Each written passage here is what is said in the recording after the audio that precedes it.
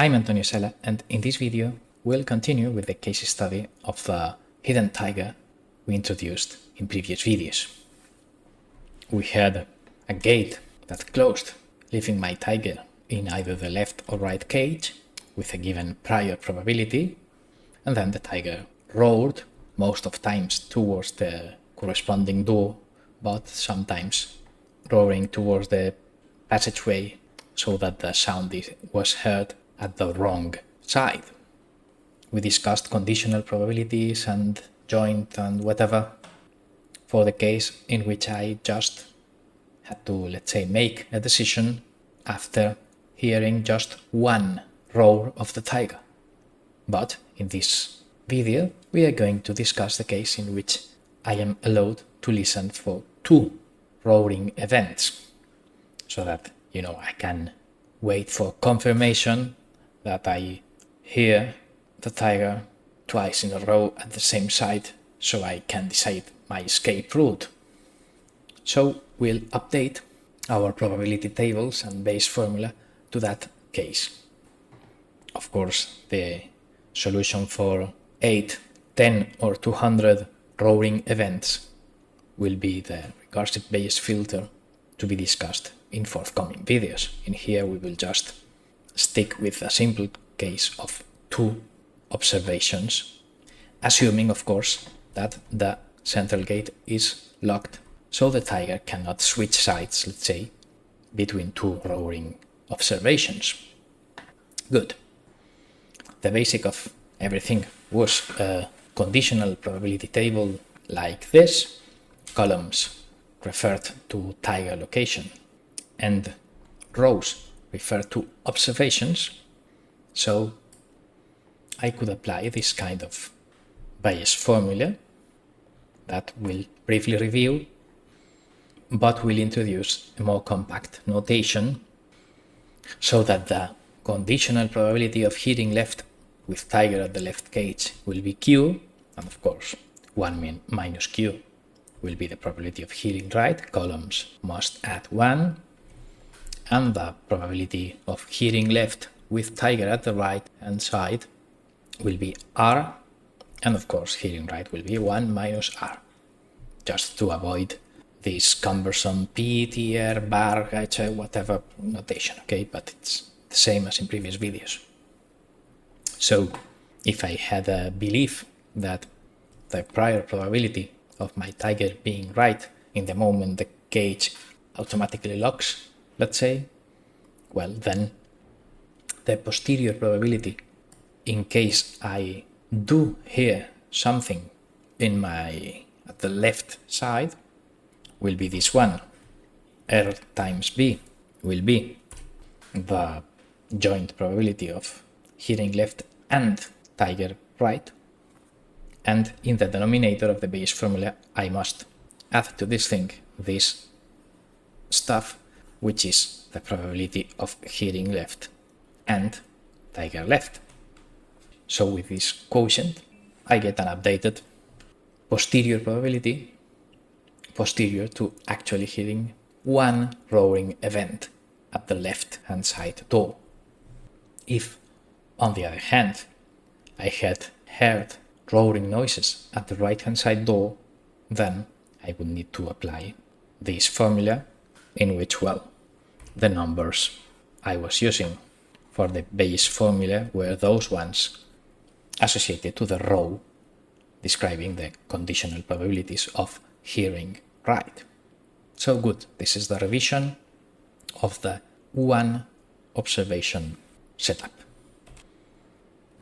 Now, however, we'll assume that we have an observation 1, either left or right noises, and an observation 2, either left or right noises. And tiger will be either left or right, but a key assumption, let's say, is that this gate is closed and the tiger does not switch side between roaring events. Otherwise, we would need to study T1 and T2, tiger at instant 1 and tiger instant 2. But in here we just have one single tiger location for the two roaring events. So we need to describe the relationship between these three random variables. And of course, formally we would need to add a second label or auxiliary label to the hearing events, because, okay, if they were in the same time, we could not be hearing left and right. So we can hear left at time 1 and we can hear left at time 2. Also, for our organization, we will group these two random variables into a single random variable that can attain 4 values: left left, left right, right left, right right. So, given that I have 2 options for tiger location and 4 options for my observation, then my goal is filling this 4 times 2 conditional table. Because once I have that table, then we will be able to apply Bayes' formula with the row. Let's say if I have this observation, well, with the data in the row associated to that observation. So let's do it.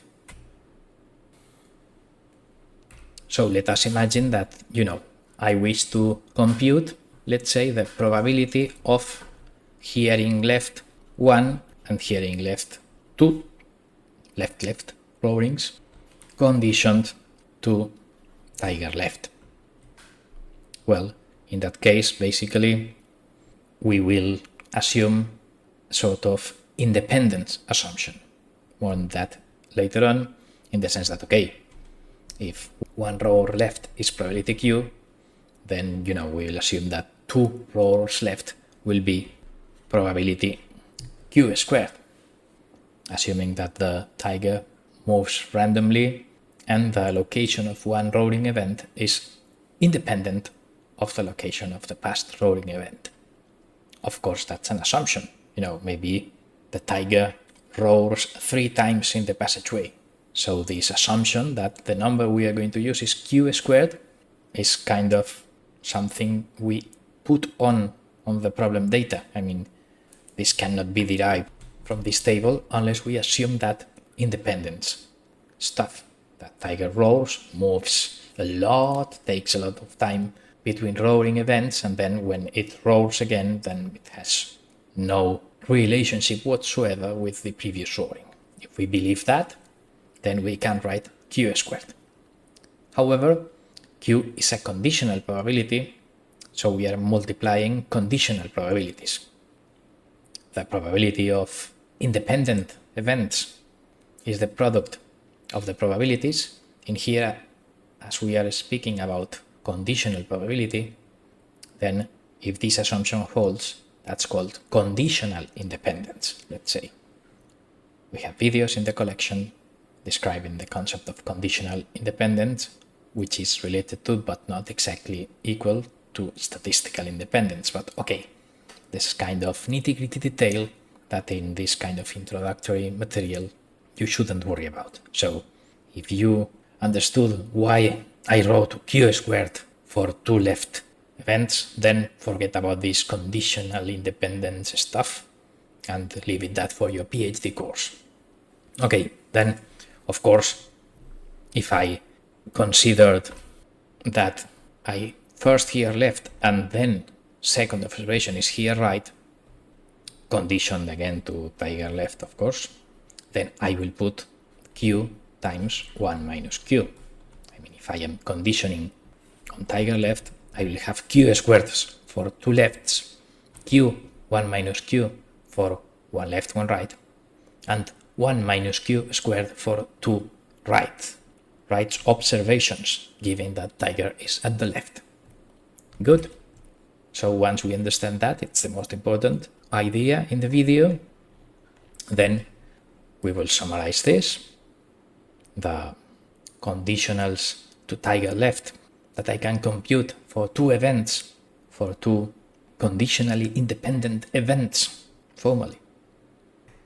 From this one event column, Q1 minus Q, are these ones, and of course, if I were conditioning to tiger right, then the same reasoning I did with Q I would do it with R. So, conditional probability table of each of the 4 possible observations conditioned to tiger being at the right hand side will be R squared, R1 minus R, and 1 minus R squared. So finally I can have my short probability table, conditional probability table. Columns will refer to tiger location, unchanged in the 2 observations, and then I will have the here left left, the here left right, the here right left. Of course probabilities are identical, order doesn't really matter, and the here right right.